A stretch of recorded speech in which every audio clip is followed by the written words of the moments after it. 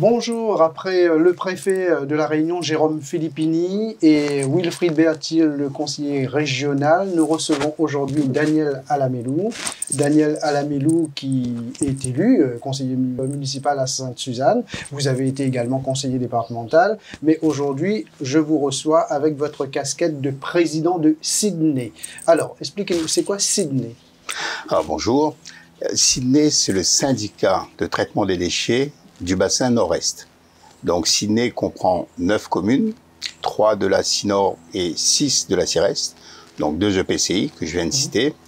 On a à peu près 335 000 habitants sur notre territoire pour à peu près 102 000 hectares de foncier globalement. Donc ça, c'est juste pour situer le Sydney sur ce bassin de vie nord-est. D'accord, donc on va parler, vous l'avez compris, d'un sujet ô combien important pour la Réunion, puisqu'il s'agit du traitement des déchets. Vous pourriez nous rappeler quel est le volume de déchets qui est produit à la Réunion chaque année? Alors, à la Réunion, chaque année, on est à peu près à 550 000 tonnes par an pour les deux territoires, on va dire les deux bassins de vie, sud-ouest pour Ileva, et pour le Sydney nord-est, on est à peu près à 205 000 tonnes par an de déchets ménagers assimilés à traiter. D'accord. Je rappelle que Ileva est présidé par Michel Fontaine et ça concerne effectivement, comme vous l'avez rappelé, le bassin de vie sud-ouest. Et vous êtes le président de Sydney pour la région nord-est. Nord-est. D'accord. Donc, mais ce chiffre que vous nous avez donné, Daniel Alamelou, je pense que ça va aller crescendo, raison pour laquelle il faut quand même mettre des moyens en place pour pouvoir traiter ces déchets de façon, j'allais dire, correcte et très efficace, quoi. Tout à fait. Concernant le Sydney, un certain nombre d'actions et de projets ont été mis en œuvre. Ça continue, on continue, puisque dans notre hiérarchisation de mode de traitement, comme le prévoit aussi le nouveau plan régional de prévention et de gestion de déchets qui arrive, qui est sur la table actuellement en enquête publique et qui sera validé cette année, en 2023, où on est en cohérence avec ce plan. Il y a trois plans de planification.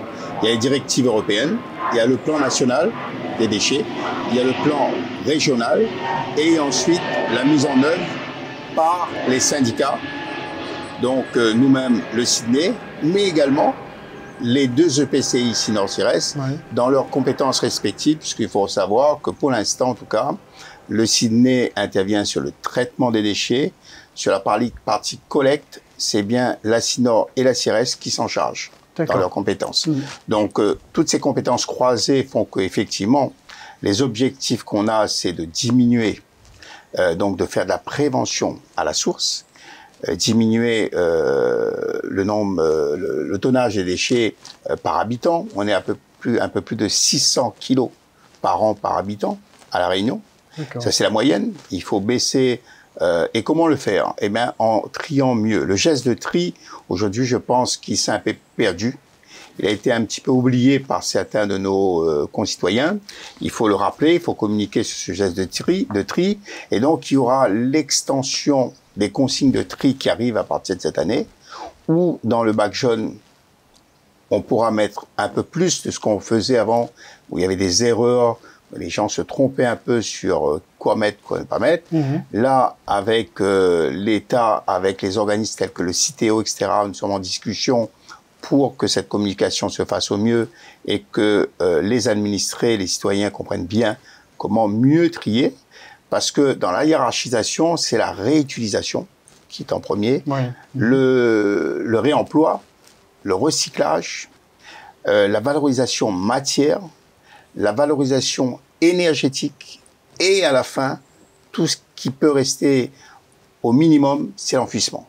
C'est ça la hiérarchisation des modes de gestion. Je rappelle pour les gens qui nous regardent, parce que on entend parfois un bruit de fond, c'est tout simplement le bruit des réacteurs, puisqu'on n'est pas loin, on est au siège de Sydney, dans la zone de la Mare, donc pas très loin de la piste de décollage de l'aéroport Roland-Garros, donc raison pour laquelle vous entendrez de temps en temps le bruit des avions qui décollent. Voilà, tout simplement. Alors, effectivement, vous nous parliez de ces déchets, et notamment du réenfouissement de ceux qui restent, des déchets qui restent. Sauf que, voilà, avant de rentrer un petit peu dans les détails techniques tout à l'heure, il y a toujours ces centres d'enfouissement. Par exemple, quand on passe à Bagatelle, à Sainte-Suzanne, et ça se sent, je veux dire, ça va disparaître quand, ça? Alors, la fin de vie qui est programmée, c'est vers 2028-2029. Nous avons l'obligation actuellement, sur notre territoire, ça veut dire encore 5-6 ans. 5-6 ans à tenir. C'est la fin de vie parce que la dernière phase ICPE, autorisation donnée par l'État sur cette installation classée protection environnement de l'État, c'est la préfecture qui peut donner ce genre d'autorisation sur ce type d'équipement. Il y a eu un avenant que le préfet a validé pour une extension jusqu'en 2028 à peu près, 28-29. Et donc là, ça nous donne aussi l'agenda, le planning à mettre en œuvre rapidement un nouveau centre qui sera un peu moins grand, très certainement, on le souhaite. ISDU, maintenant on l'appelle, installation de stockage des déchets ultime, comme je l'ai dit tout à l'heure, après les 5 points de hiérarchisation du mode de traitement, qui doit se faire sur la zone nord-est. Il faut savoir que précédemment... Il y a un souci justement pour l'implantation de cette unité. Ouais. Précédemment, parce que personne n'en veut, manifestement. Non, pas. Ouais. C'est pas aussi. C'est compliqué, mais c'est pas aussi radical politiquement. C'est qu'il y a eu en début de cette mandature une gouvernance un peu perturbée. Il y a eu un choix qui a été fait sur le site. Je rappelle que vous êtes à la tête de Sydney depuis octobre 2022. Exactement. Avant vous, il y avait Michel Vergoz. Et avant Michel Vergoz, il y a eu Gérald Maillot. C'est ça, exactement. Donc, il y a eu des études de recherche foncière. Et par rapport à ces différentes études, il y a eu un choix qui a été établi par des collègues qui étaient ici au Sydney avant nous et qui ont validé à un moment donné le site de Franche-Terre. Oui. Il faut savoir que Franche-Terre, c'est aussi, justement, la sortie de Sainte-Suzanne. Franche-Terre, c'est la sortie de Sainte-Suzanne pour aller vers Sainte-Marie. Et Trois Frères, là vous avez dit tout à l'heure, la colline des déchets de Bagatelle. Bagatelle. C'est, voilà. Donc, c'est tous les déchets du territoire nord-est viennent depuis les années 90 à Sainte-Suzanne. Il faut le savoir. Hein. Donc, ça fait plus de 30 ans. Donc, maintenant... Raison pour laquelle les gens en ont ras-le-bol. Oui, parce que il faut arrêter. On a parlé à un moment donné de la colline des déchets dans la presse. Ça, Bon, on voit bien qu'un enfouissement, comme son nom l'indique, c'est enfuir dans des alvéoles qui sont équipés pour. C'est pas surchargé en montant. Je rappelle que sur le site de Pierrefonds, à Saint-Pierre, il y a aussi un centre d'enfouissement, ISDND, déchets non dangereux. Et là-bas, on ne peut pas trop monter parce que justement, on parlait d'avion tout à l'heure, la zone rapprochée de Pierrefonds interdit de monter en étage ces déchets. C'est pour ça que nos collègues d'Ileva ont fait d'autres alvéoles, parce qu'il y a des terrains qui existaient pas trop loin, pour compléter le besoin d'enfouissement actuel, mais nous n'avons plus de foncier sur ce site-là, et donc le préfet nous a bien notifié que c'est une fin de vie dans 5-6 ans. Programmée, Il n'y aura pas d'autre extension. Ce sera la fin de vie de l'ISDND de Trois Frères. Mais les déchets qui vont rester, il va falloir quand même aller les enfouir quelque part. Les déchets qui vont rester rentreront dans le cadre du programme régional de prévention des déchets à La Réunion. Avec cette hiérarchisation, justement, il nous faut de nouveaux équipements. Et j'en arrive à ce qu'on fait à Sainte-Suzanne. Vous savez, il y a eu aussi une usine qui existe. C'est un centre multifilière qui est arrivé dans les années 2019-2020. Ça fait 2 ans que ce centre fonctionne. Et ce centre doit faire quoi? Il doit encore plus trier les déchets d'ordures ménagères, bacs gris, et séparer les flux, et préparer aussi un combustible solide de récupération qu'on appelle plus communément le CSR, qui doit faire l'objet d'une valorisation énergétique. Et cette valorisation énergétique ira plus tard sur un site d'Albioma à Bois-Rouge.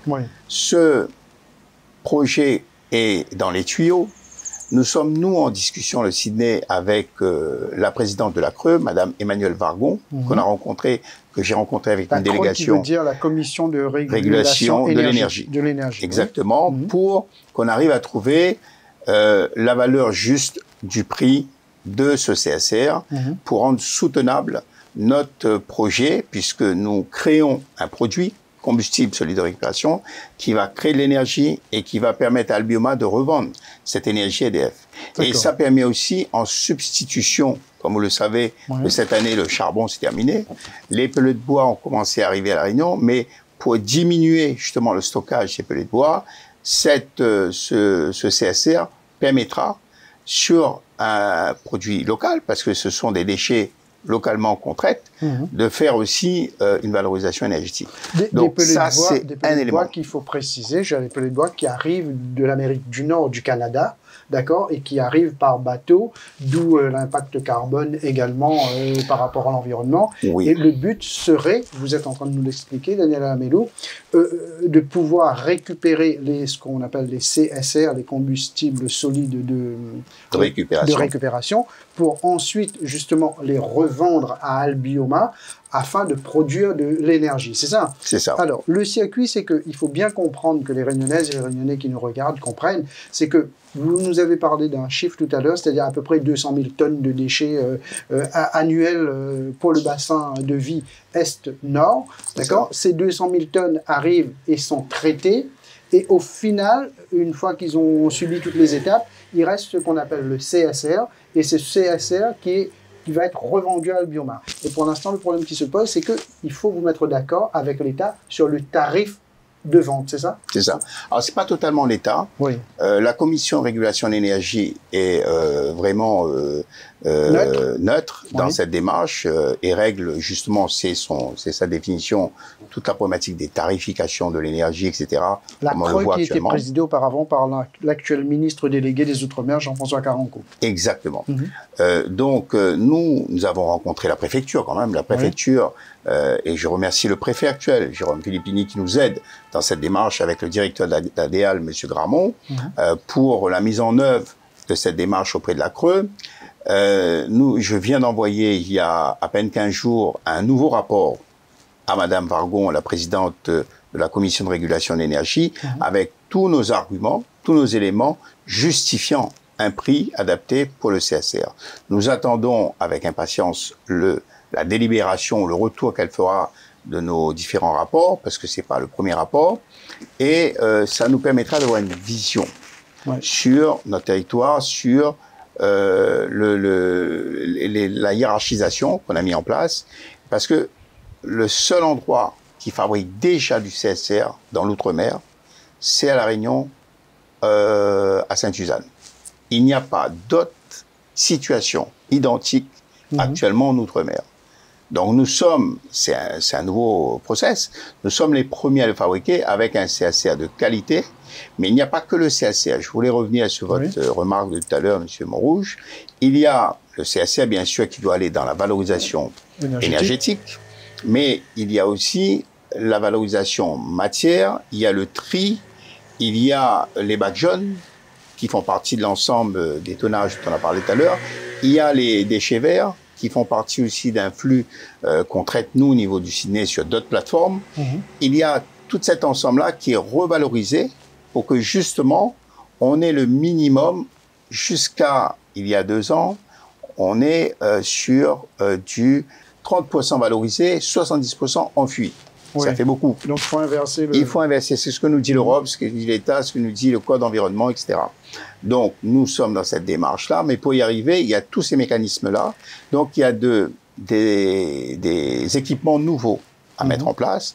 Nous devons aussi, dans ce que je vous ai dit tout à l'heure sur l'extension de tri, prévoir très rapidement dans les années futures, avant 2026, un nouveau centre de tri modernisé sur le territoire nord-est. Pour qu'on puisse justement capter tout ce flux. Il y a à peu près, pour l'instant, 10 000 tonnes sur les bacs jaunes. Il y en aura beaucoup plus. On va monter à 15 000 tonnes. Oui, parce que la population augmente. Parce qu'il y aura, la population augmente. Il y aura plus aussi d'éléments dans ce bac jaune. Donc, tout ça nous amène à une réflexion concertée avec nos 2 EPCI, CIRES Nord, avec les services de l'État, les services de la région également. Et là, on va aussi mettre en place très prochainement, j'ai une réunion prévue le mois prochain avec nos collègues d'ILEVA. On va mettre en place un comité stratégique d'orientation, de discussion, de concertation entre les 2 syndicats. Ce qui pourra nous permettre de travailler ensemble sur différents sujets par rapport à nos équipements qui peuvent être complémentaires. C'est important parce qu'un équipement peut tomber en panne. Bien sûr. Et il faut qu'on puisse être solidaire sur cette démarche. Donc, j'ai rencontré le président Michel Fontaine l'année dernière, en fin d'année, à ma prise de poste. Et sur le principe, nous sommes d'accord tous les deux pour la mise en œuvre. Là, on va caler le format et les enjeux et les sujets qu'on souhaite traiter dans un premier temps. Et on aura dans ce cadre-là la possibilité éventuellement d'inviter aussi d'autres institutions qui le souhaitent. Oui, on verra comment mettre ça en œuvre. Je voulais dire aussi que pour la nouvelle installation de stockage des déchets ultimes à mettre en œuvre sur le Nord-Est, on a en début février, lors de notre dernier conseil syndical, mis en place un comité de pilotage avec les 2 EPCI, le Sydney, l'ADEAL et la région, pour s'organiser, pour trouver le plus rapidement possible le bon endroit, le bon espace, et on pourrait, dans un premier temps, réfléchir à combiner les 2 éléments dont je viens de parler, c'est-à-dire le centre de tri et l'ISDU. Ça peut être un combiné des 2 sur un même espace avec un pôle environnement qui peut se faire, un peu comme on voit sur Pierrefonds. Donc, on a sur cette réflexion-là une orientation, ou séparer les 2 équipements. D'accord. Donc, on avance sur ces sujets. On parle beaucoup d'UVE dans le sud, les unités de valorisation énergétique. Les détracteurs appellent ça des incinérateurs. Oui. Il n'en est pas question ici dans l'Est? Si. Alors, ce qui change entre les anciens système d'incinérateurs qui existait dans les années 90 à 2003. En France métropolitaine, il y a eu beaucoup de changements sur l'organisation et le code environnemental a imposé des fumées beaucoup plus drastiques pour diminuer l'émission du dioxine dans l'atmosphère, qui peut être quand même nocif pour la santé. Nocif pour la santé. Et là, on n'est plus du tout dans cette configuration. Avec le CSR dans le programme à La Réunion, que ce soit pour le bassin sud-ouest et notre bassin nord-est, ce produit diminue encore plus parce qu'il va être trié dans ces usines. Il y aura le même modèle d'usine à Saint-Pierre pour ce centre multifilié, on va dire, parce qu'on a encore une nouveauté qui arrive. Décidément, dans les déchets, ça bouge tous les jours. Il y a les biodéchets qui arrivent, les bacs marrons, qui ont commencé à arriver à Saint-Denis, qui arriveront encore plus tard, dès l'année prochaine. On est en train de réfléchir sur Sainte-Suzanne, Sainte-Marie. Les autres EPCI doivent le faire aussi, pour que ce biodéchet puisse être capté et partir aussi dans une valorisation. Ce qu'on appelle biodéchet, c'est... Biodéchet, c'est tout ce qui est épluchure, des repas, enfin des différents éléments que certains créoles mettent toujours dans le bac gris, pour les volailles ou des choses comme ça, pour les poulets, mais d'autres ont ça et mettent dans le bac gris. Donc là, ce sera séparé pour la collecte et tout. Donc nous réfléchissons dès à présent. Je ferai cette proposition prochainement aux 2 présidents de la CIRES et de la CINOR pour réfléchir à l'évolution des compétences du syndicat, pour aller aussi vers ces compétences complémentaires au niveau du Sydney, sur la collecte, sur la problématique des déchetteries, etc. Pourquoi? Parce que la base est là. Tout ce qu'on collecte, et si on collecte mal, on a ce qu'on appelle un taux de refus pour les bacs jaunes important de 40%. 40%, c'est énorme sur 10 000 tonnes. Et ces 40% non acceptés sur les sites exutoires de bacs jaunes repartent, on repart sur l'enfouissement. Et donc ça, c'est quand même assez problématique. Donc il faut qu'on arrive à mieux gérer la collecte, globalement, toute la collecte confondue, pour qu'on puisse avoir le moins possible de soucis dans les exutoires et vraiment que les filières fonctionnent bien. C'est un peu comme les filières REP, les responsabilités des producteurs qui payent l'écotaxe comme vous et moi lorsqu'on va changer notre frigo, notre machine à laver. Ça a démarré, c'est mis en place, mais il n'y a pas suffisamment de prise en compte, on va dire, peut-être même citoyenne, je le dis, sur le sujet, parce que cette filière REP est élargie à beaucoup d'éléments, les batteries, les pneus, tout ce qu'on veut. Les producteurs payent une taxe, le consommateur paye une taxe au niveau du distributeur, etc. Cette taxe doit permettre justement aller vers que les filières réutilisent, réemploient. Donc, je prends juste un exemple. Aujourd'hui, pour un électroménager qui est garanti 2 ans, nous souhaitons que tous les électroménagers soient mieux construits pour être garantis 5 ans, par exemple. Pour éviter que les gens se disent, comme j'ai plus de garantie, ben je change. Ça casse, ça casse. Après, et donc, il faut dire qu'il y a un taux après, par exemple, sur les pièces détachées aussi, il faut que cette filière soit beaucoup plus structurée, ces pièces détachées, pour que les gens puissent retrouver, comme pour les voitures, rapidement les pièces, à moindre coût. Et c'est ça, le réemploi, au final, chez soi, peut se faire aussi, pas que dans une ressourcerie. Il y a des personnes qui vont dans une ressourcerie avec un petit matériel, on appelle ça un D3E, chasse-cheveux ou je sais pas trop quoi. Ils réparent là-bas parce qu'ils savent pas trop faire, donc il y a des techniciens, des encadrants qui sont là, associatifs et tout, pour les aider. Ils ramènent le matériel, donc ça les évite d'aller acheter une autre cafetière, de jeter, etc. Donc tout ça, c'est le geste citoyen qu'on doit amplifier. C'est très important sur une zone insulaire comme la nôtre. Nous ne sommes pas reliés, comme la métropole, à d'autres départements qui peuvent être solidaires sur des équipements, des structures et des usines complémentaires. Nous ne sommes pas du tout cette vision des choses. Ce qui coûte très cher à La Réunion, c'est lorsqu'on doit, sur les déchets dangereux, renvoyer en métropole, prendre un bateau, et le coût du fret maritime a explosé. Avec le Covid encore plus, avec les autres problèmes géopolitiques aussi qu'on connaît.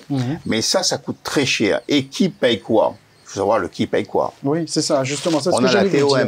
Vous nous parliez tout à l'heure de nouveaux équipements, mais pour que les Réunionnaises et les Réunionnais comprennent bien l'enjeu de cette problématique, il faut leur parler peut-être de leur porte-monnaie, parce qu'il y a un impact, justement, le traitement des déchets, il y a un impact financier sur le portefeuille, le porte-monnaie des citoyens. Vous avez parlé de gestes citoyens également. Tout à fait.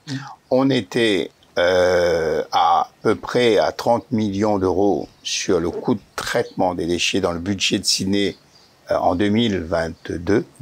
Nous passons à 3 millions de plus pour 2023. On voit bien l'évolution des prix, l'évolution des coûts et les problèmes liés au mauvais geste de tri. Surtout, il y a ça aussi. On va en reparler de ça à la Sinor prochainement. C'est les citoyens qui, payent. Parce que sur les équipements, quand c'est pas juste le traitement, on peut aller solliciter l'État, le FEDER, la région et l'ADEME, etc., pour nous aider sur des subventions d'investissement. Ça existe. Effectivement, on le fait. C'est un levier nécessaire pour pouvoir structurer. Quand c'est pas des équipements privés. Nous souhaitons aussi qu'il y ait des équipements maîtrise d'ouvrage public pour qu'on puisse maîtriser les coûts dans ces équipements. Eh bien, pour l'investissement, on ne fera pas toutes les portes pour aller chercher des subventions. Mais pour le traitement même, c'est la TOM. C'est le principe pollueur-payeur. C'est la taxe d'ordures ménagères. Exactement. Et donc, c'est ce principe. On voit sur la feuille d'impôt, ça. Pollueur-payeur, effectivement, sur les impôts fonciers. Donc, on va aussi, on discute de ça avec les services de l'État.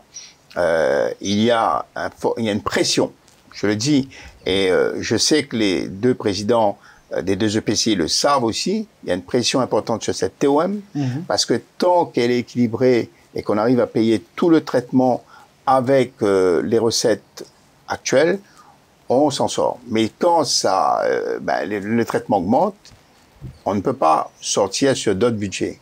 Il faut sortir ça sur les recettes TOM.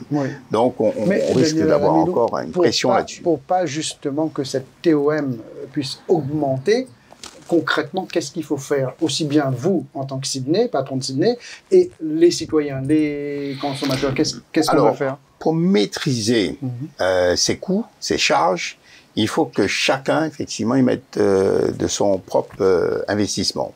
Donc, il faut bien sûr mieux trier.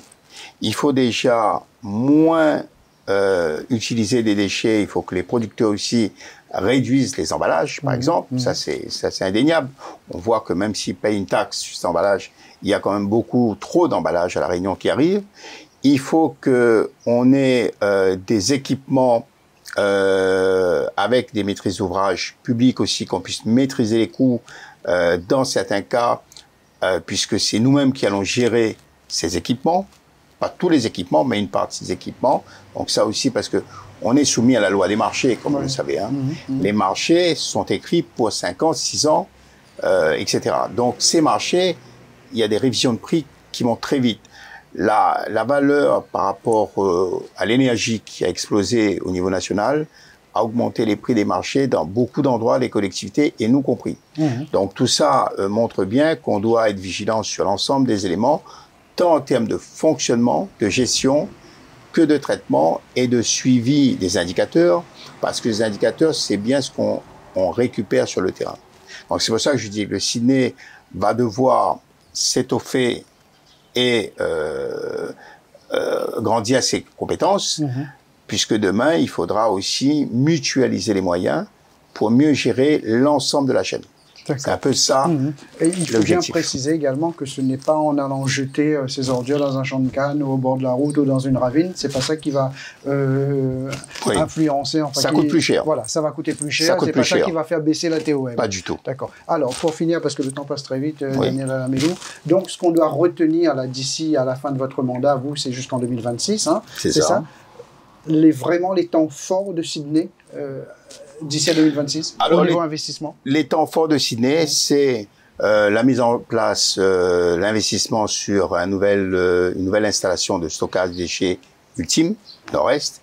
C'est le nouveau centre de tri. Ça, c'est les points importants à mettre en œuvre sur des délais très, très courts, parce que 2-3 ans, c'est très court pour toute la paperasse administrative, les autorisations, etc. C'est justement revoir le volume des compétences avec nos 2 EPCI. C'est de mettre en place aussi un travail plus favorable et plus direct avec les 2 syndicats. C'est, on va nous ouvrir la porte au département. J'ai rencontré Cyril Melchior, le président du département. Le département actuellement ne siège pas au Sydney, mais on souhaite que le département puisse siéger. On pourra aussi avoir des recettes dans ces discussions qu'on mène avec le département et la région, des recettes nouvelles. Donc, changement de statut. Il y a beaucoup de chantiers sur la table au niveau de Sydney jusqu'à la fin de l'année et voire plus, parce que nous sommes aussi obligés de relancer le marché sur multifilières, puisque le marché s'arrête en 2026. Il faut dès à présent préparer le cahier des charges sur un nouveau marché, sur le traitement des déchets bas-gris sur Nord-Est. Donc ça, on doit aussi se mettre... C'est les dossiers que j'ai sur le bureau et sur lesquels on travaille déjà. C'est un autre gros dossier, parce qu'il y a un dossier qui est en attente d'une décision de justice aussi, non? Pour le marché MN48, ça y est, la décision de justice est tombée. La Cour d'appel de Bordeaux a tranché en disant que le marché coupé en 2, au lieu de 15 ans, c'est 7 ans. Ça s'arrêtera en 2026. Donc, on a déjà validé des délibérations dans ce sens. On a suivi ce que nous demande la Cour d'appel de Bordeaux. C'est avant le départ de Michel Vergoz qu'on a validé ça lors d'un président conseil à la CIREST l'année dernière. Donc, effectivement, mais ça nous amène aussi à une discussion sur la négociation.